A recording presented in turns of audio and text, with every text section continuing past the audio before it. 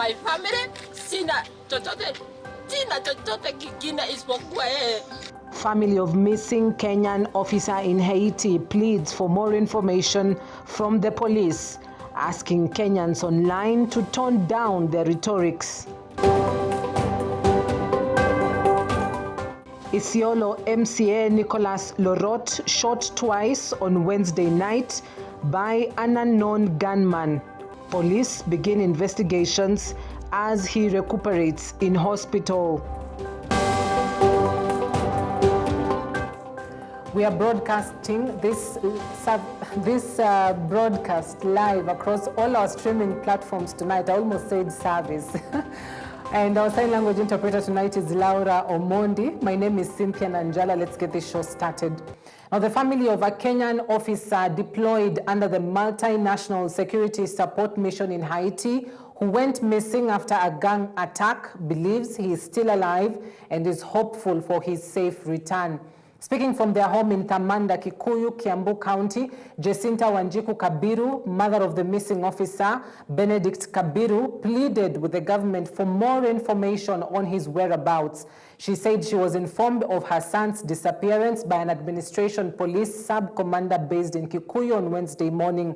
However, she has yet to receive any further updates. He is the only hope for my family. Sina chochote kingine isipokuwa yeye. Akona ndugu yake mdogo, yeye ndiye tegemeo letu. Yeye ndiye tegemeo letu, tegemeo ya familia, tegemeo ya kila mtu kwa hii familia. Ni familia dogo. Sasa serikali, mimi nataka kijana yangu na nipewe ripoti haraka iwezekanavyo.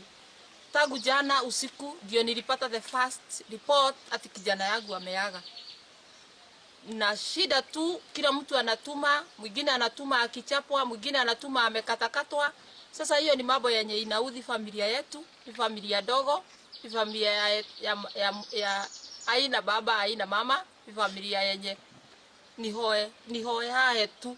Sasa mimi naomba wenye wanatumia mitandao, tafadhali waache kueneza venye Kabiru amekufa, Kabiru ako hai na Kabiru ataishi. Kabiru ataendelea. Sasa serikali nataka mtoto yangu. Mama. Mwisho nimeongea na yeye Tuesday usiku. Tukiongea tu story ya nyumbani, ile tu ya nyumbani kuniambia ako poa nini. Hatukuwa na story mingi. Ya kuniambia tu ako poa, kazi anaendelea vizuri. Tuesday saa 4 ya usiku. Juu vile tumeambiwa bado haijajulikana, juu wanatuambia alitoroka hiyo time yenye wameambushiwa. Sasa nikaa amejificha mahali.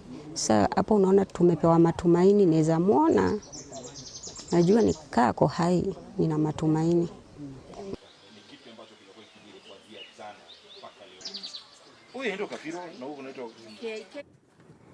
Milimani Chief Magistrate Court has detained popular TikToker Maria Rish Kamunge at Capitol Hill Police Station until Friday, when the court will rule on whether to detain her for 7 days pending investigations. The DCI, through a miscellaneous application filed in court, requested the court to grant them 7 days custodial order to conclude investigations against Kamunge before charging her. According to the prosecution, Kamunge was arrested by protesting members of the public after various complaints were lodged against her and taken to Central Police Station. Preliminary investigations indicate that Kamunge, who has frequently been traveling outside the country, operates an agency under the name Trustpin Verified Agent Limited, allegedly swindling money from unsuspecting job seekers with fake promises of job opportunities abroad. The agency allegedly required each job seeker to pay a facilitation fee of between 200,000 Kenyan shillings to 300,000. Respondent can be directed to surrender her travel document, and she is willing to do that, so that that reason ceases to become a compelling reason for her to be denied her constitutional right. I agree with the learned prosecutor that Article 49(1)(h) of the Constitution provides for the right to bail and bond. But that right is not absolute. To that extent, I agree with him. But department in this country that enjoys generous budgetary allocation to protect the citizen and protect their property. Mr. Karanja, at the end of the investigations. So, Your Honor, she should be allowed to be free to move around. The application will be delivered on 28th of March this year, that is tomorrow, at 9 a.m. The respondent will be at Capitol Hill Police Station. Former Deputy President Rigathi Gachagua has asked for forgiveness from Kenyans for leading them down a wrong path in campaigning for his friend-turned-foe, President William Ruto, in the 2022 elections. On Thursday, the former Deputy President made a stop in Kiseri and Kajiado County, his maiden tour of the county since his impeachment. While addressing the residents, the second Deputy President said plans are in place to formulate a new political outfit. Mimi mwenyewe ndio nilikuja hapa nikamuomba kwa heshima munisaidie tuchague William Ruto. Nataka kusema pole pole pole watu wa Kiserian. Huyu jamaa tulimchagua akageuka akakuwa muongo. Nataka niseme watu wa Kiserian, kama kijana wenu munisamehe. Yule jamaa pia alidanganya mimi. Alikuja na Biblia, anasema mwadhani agochwe, tukafikiria ni Mkristo, kumbe alikuwa ni fisi amevaa ngozi ya kondoo. Tunaunda chama yetu ya siasa, na hiyo chama watu ya Kajiado ndio mtaongoza hiyo chama. Mimi kama senator wa Kajiado County ninasema sitatishwa na sitaonyeshwa njia ingine isipokuwa njia ya haki, njia ya kusimama na haki, njia ya kusimama na watu wa ukweli, njia ya kusimama na truthful man, mtu ambaye anasema ukweli. Uongo katika nchi yetu ya Kenya haitatupeleka mahali. Kudanganya wananchi kwamba kuna barabara, kudanganya wananchi kwamba kuna hospitali ya SHA, kwamba kudanganya wananchi kwamba kuna mijengo, hakuna chochote. More public universities are still submitting their financial reports before the National Assembly Public Investments Committee on Governance and Education to shed light on how they have utilized public funds. On Thursday, the exercise entered day 3, and the Masinde Muliro University of Science and Technology was the first to be grilled under the leadership of the Vice Chancellor, Professor Shibairo, who had a hard time to explain on many occasions how they have used public funds allocated to the university. This has led the committee, led by its chair, Bumula Member of Parliament Jack Wamboka, to recommend investigations into the Chief Finance Officer of the university, whom they claim to be incompetent and unfit to hold that office. At the same time, the university was unable to explain how it lost millions of money through unpaid interest, where the university shows no efforts made to get the involved persons arrested. That you are not aware that that money has been existing in your accounts, that you have that kind of reserve. You know, we are talking of reserve. We are not talking of properties. We are talking of cash reserve of 19 million and above. Was it a surprise that you even didn't know where it came from? That you just found it there, and when the audit asked you, you didn't know even the source? Was it like that? First, it wasn't a reserve. It was a correction of the statement of financial statements for prior year adjustments. So it wasn't a reserve as such. It was just a correction of postings which had happened in the previous year with the statement of cash flow. So it wasn't a reserve. But you needed to have notes explaining those transactions, right? Yes, Mr. Chairman. Okay, which you did, which the auditor has flagged you. Chair. So the committee will determine the competence of the finance officer. Of financial possession reflect cash and cash equivalent balance of 562.4 million, which are disclosed in Note 21 to the financial statement compliance of balances totaling to 561.1 million, held in 10 bank accounts, and a balance of 1.3 million, indicated and bank is awaiting clearly. This office has a problem. Like in this matter, just doing reconciliations is a problem. Does it worry you? A lot of respect for the committee. You can see we had 10 bank accounts. Yes, 10. But the issues which have been flagged only affected like 2 accounts. Nakuru Senator Tabitha Karanja has joined the row over the absent Governor Susan Kihika, noting that MCAs should move in and save the county from collapse. The senator differed with a group of women parliamentarians who came to the defense of Kihika, noting that her absence had created a vacuum and room for embezzlement of funds. According to her, tens of capital projects across the country have stalled, hospitals have run out of medical supplies, and contractors were no longer getting paid due to the current impasse. This comes hours after the deputy governor and group of women parliamentarians came to the defense of the embattled governor, noting that she should be given time after delivering twins. While addressing the press in Naivasha, Karanja said that the continued absence of the governor had created a crisis with no appointed officials authorized to run the affairs of the county. And our county government is now directionless. That is our biggest concern. When a county is directionless or a company is directionless, it is bound to failure. And the Kanakuru people are not ready to watch the failure coming when they're in their watch. In fact, what they're asking is the county government, the MCAs, the elected MCAs, to do what is necessary to ensure that we don't shut the Nakuru County in our watch.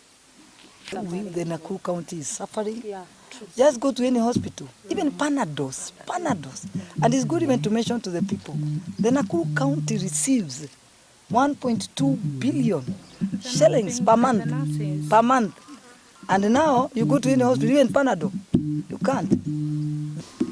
You know, as a senator, the powers that are bestowed to me, it's very limited. Unless the MCAs brings a motion of impeachment at the Senate, that's the only part I can play. Kitu ya pili yenye inaniuma sana. Hatukatai ilienda kuzalia majuu. Hata azalie majuu ni sawa. Tuna shida na yeye. But we have our own hospital here, district. Hatuna dawa. Arafu ni kama anaiogopa. That means yeye hajaamini district. Ndio maana anaenda nje ya country. Angalia Wanjiko venye anafaa kufanyiwa kazi yake. Ashughulikie tu mambo ya Wanjiko tu tafadhali. Hata kama analea na anaangalia familia, akona kazi kama leader ya kutuangalia sisi kama wananchi. Dear MPs and dear madams, we the people of Nakuru know exactly what we are missing. At no one time did we ever ask where the governor of Nandi is. We are asking where is our governor. Mudhwani member of County Assembly Dominic Maitha has spoken out after resurfacing late Tuesday night, insisting that his brief disappearance was a strategic move to protect his life amid growing political tensions in Machakos County. Maitha, a vocal opponent of the impeachment of County Assembly Speaker Ann Kiusya, reported his ordeal at the Machakos police station, accompanied by his wife, Juliet Mudhoni, and a group of supporters. He recounted how he was forced into hiding after suspecting that his life was in danger following a tense meeting with fellow MCAs who also opposed Kiusya's removal. His troubles began on Monday night as he exited a caucus gathering at the Cottage Hotel in Machakos. I know my life is in danger, and I'm not worried. When I came into politics, I became prepared that anything that can happen to me, one, death, poverty, and either riches. I'm not scared. And I want to say it clearly here and there. At no point was I given any money by the so-called purported Mheshimiwa Makau MP Mavoko. Those are pure lies, propaganda. The bloggers who are paid even to send me messages on my phone, which I have, which I shared on social media, which can be confirmed by any authorities. I ran for safety when I saw a motorbike guy saying to you, who you, even you as a person, what could you do? So I want to say all these suckers is well organized by the county government of Machakos. And I have no regrets to say that. And I want to say this, I don't fear anything. They can come for me wherever they want to come for me, but that will not stop me from my oversight role. We have had serious sessions in the assembly for the last 2 weeks that I have raised serious issues on revenue collection, on the impeachment, on individuals who are perceived to be taking revenue from Machakos. And I can say I will not stand cowed. I'm ready to die. I'm ready to die. I supported the election of Keusia, the Speaker of Machakos County Assembly. It is in public domain, even in the assembly, and I will stand with her. I have just even received information that my colleagues have been told I had traveled to Voi. My phones, I never traveled to Voi. To a different MCA, detectives in Isiolo have intensified the search for the identity of an unknown gunman who shot Burat Ward MCA Nicholas Lorot twice last evening before escaping. Confirming the incident, Isiolo Deputy County Commissioner Christopher Siele noted that Lorot was in the company of Oldonyiro MCA David Lemantile, who is also the Deputy Speaker, when he briefly went outside on a phone call. While on the phone call inside his car, a man who wore a helmet and a reflector jacket approached him and uttered words that the MCA could not hear, prompting him to lower his car window in an attempt to hear what he was being told. It was at this point that the attacker quickly drew a pistol and shot at the MCA twice, catching him on his middle finger and on the shoulder before escaping. Lorot is currently out of danger and cautioned members of the public against engaging in speculation regarding the shooting incident in order to allow detectives to pursue the matter to its conclusive end. Ningependa kuhusiana na yale yaliyotokezea jana jioni kama saa 10 minutes to 8, ilikuwa saa 1 na karibu dakika 50 hivi pale Northern Galaxy Hotel. Kulikuwa kuna MCA wa Burat anaitwa Nicholas Lorot Oton. Walikuwa na kikao na mwenzake Lemantile wa Oldonyiro, na vijana wengine wawili walikuwa wanakunywa chai. Kidogo akatokezea nje kupiga simu. Ndio maana wakati alikuwa ameingia kwa gari yake kupiga simu, kijana mmoja alikuwa amevaa kama mtu wa boda, alikuwa amevaa helmet na reflective jacket. Akatokezea ni kama alisema something ambaye ule MCA kusikia vizuri. Wakati ameteremsha kioo, akachomoa pistol na akampiga risasi. So alifaulu kupiga risasi kidole cha katikati na hapa kwa shoulder ama bega, na akatoroka. Indeed, strange things happening to MCAs who, by the way, are public servants. So if public servants are not safe, then who is? Well, allow us to take a quick breather. At that point, we'll be back shortly with more news making headlines. Growth improvement rising from 4.8% in 2022 to 5.2% in 2023. This was confirmed by Prime Cabinet Secretary Musalia Mudavadi. Similarly, projections have pointed to an even greater growth in the 2024 review. Mudavadi said inflation significantly dropped from 9.2 to 3.5% in September 2022 to February 2025. According to him, statistics show a positive growth in the overall gross domestic product indicators.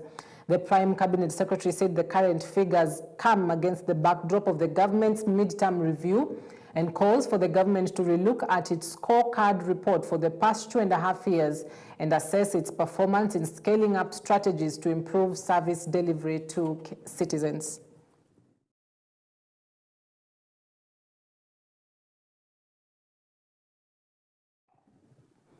Now to a story that has had the nation on hold, Kakamega Homeboys Football Club chairman Cleophas Shimanyula has said the club will not take any action against their goalkeeper Patrick Matasi, who is accused of match fixing until the investigation is complete.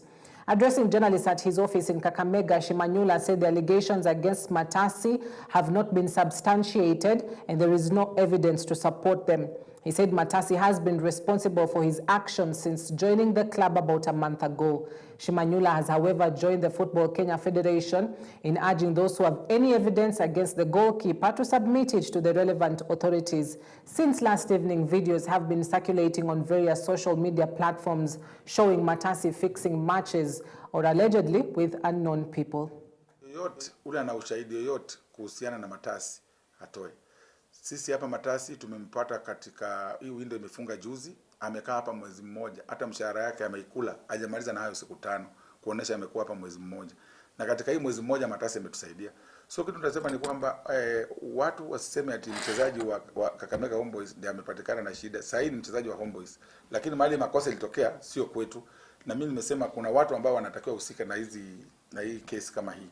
Wakati nilikuwa natafuta president ya FKF, nilisema kitu ndatangulia kuangalia ni nini mambo ya match fixing. So kuna wale ambao walichaguliwa na katika hiyo ofisi ambayo ni federation, wao ndio wanatakiwa watupatie guidance, watuambie huyu mchezaji ako na makosa. Lakini bila kusema kwamba yeye ako na makosa yote, mimi kama chairman na Homeboys na timu ya Kakamega Homeboys tumesema kwamba Matasi hata hii game inakuja ya KCB, kama coach atasema anatoshea kucheza, atacheza. Na amekuwa game ya mwisho tukiangalia alikuwa man of the match. Now that's a statement he made earlier on, but what is breaking just this evening, actually right now, is that the Football Kenya Federation has suspended Patrick Matasi from all FKF-sanctioned events and competitions for 90 days, following concerns raised by circulating videos suggesting possible match manipulation. The decision made in accordance with Section 7.2 of the FKF anti-match manipulation regulations has been formally communicated to the Kakamega Homeboys FC and the player. So that is the news that is just breaking this evening, where footballer and goalkeeper Patrick Matasi from Kakamega Homeboys has been suspended for 90 days. Now, human rights organizations have condemned the encroachment that's ongoing in City Park Forest along the Kibagari River, where schools and temples have constructed a private parking on top of the river.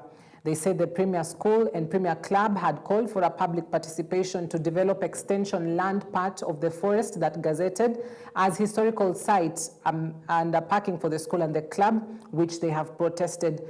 They said relevant bodies meant to protect the forest are either reluctant or corrupted not to see the danger of taking all historical sites. They also say the forest carries colonial graves of senior people, and they urge the Kenya Forest Service to take the forest as seriously as others as it carries rich history.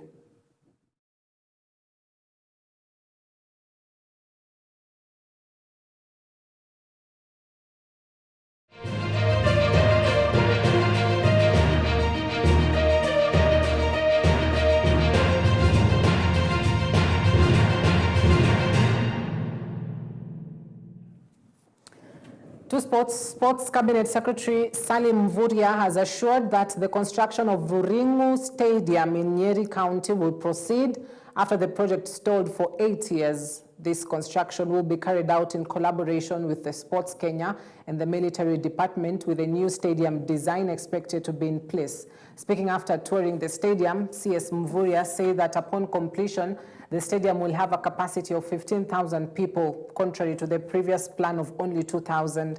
Likewise, he clarified that his ministry has prioritized the construction of stadiums to international standards. The construction of this facility is expected to be completed within the next 12 months. Additionally, the CS emphasized the country is ready to host CHAN competitions. Coming here is basically also to announce to the leadership here, led by the governor, and to all residents of Nyeri and Kenyans, that we want to revive the construction of Ruringu Stadium. And in the next few days, we will have a contractor here. We are also working together with our colleagues in defense, and therefore we have representatives here who will be working with Sports Kenya to look at the design, and then now we can begin to unlock the challenges that have been there. So 15,000 stadium is completed. So that is the kind of waiting, that we are discussing here. 8 months is the minimum and 12 in the maximum. Will be steadfast. The looping in of KDF is a big plus. In fact, I made that request to the president immediately after KDF was looped in to prepare the stadiums for CHAN and AFCON. The fact that that has happened gives us a lot of hope, because KDF does bring quite a bit of discipline and precision in the execution of work.